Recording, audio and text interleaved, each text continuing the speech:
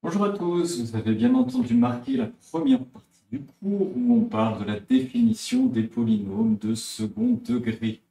Donc on vous dit que la définition f de x est égale à ax plus x carré plus bx plus c, où a, b et c sont des nombres réels, donc on va remplacer les lettres par des chiffres, et a est forcément différent de 0.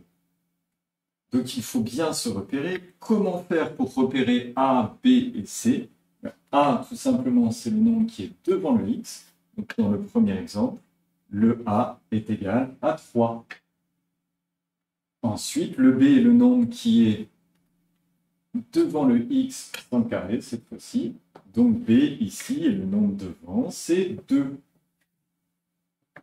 Il est sorti de mon écran. Hop.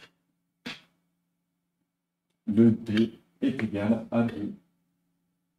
Le C, quant à lui, est le nombre qui est tout seul, sans x.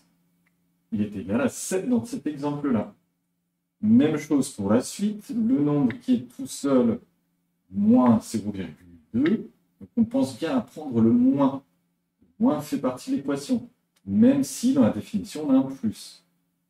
Puis, je le fais dans l'autre sens, le B ici, 10, ou plus 10. Le plus, on ne le marque pas. Et le coefficient A, il n'y a rien de marqué devant le x, mais il est écrit une fois. S'il n'y en avait pas, on ne marquerait pas le x carré, on marquerait 0x carré. Puisqu'il est écrit une fois, on marque x, le coefficient A, égal à 1. Donc même chose, attention, toujours l'ordre du polynôme. En général, on les écrit dans l'ordre, ils sont ordonnés, x carré plus x plus un autre nombre. Ce n'est pas toujours le cas.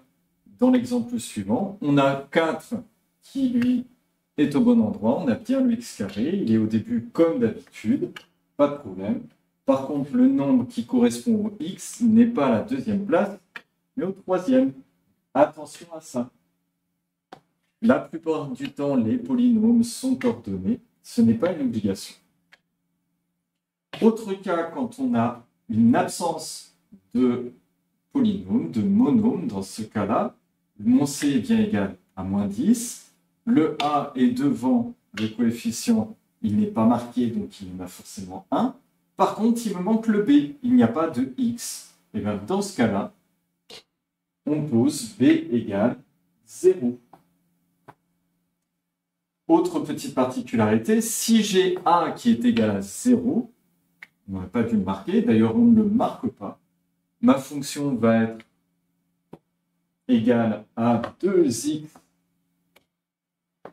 plus 7, et cette fois-ci, nous n'avons pas un polynôme du degré 2, parce qu'il n'y a pas de x carré. C'est un polynôme, oui, mais il est uniquement de degré 1, comme on a du x. Et si on avait un polynôme que l'on pourrait écrire par exemple par f de x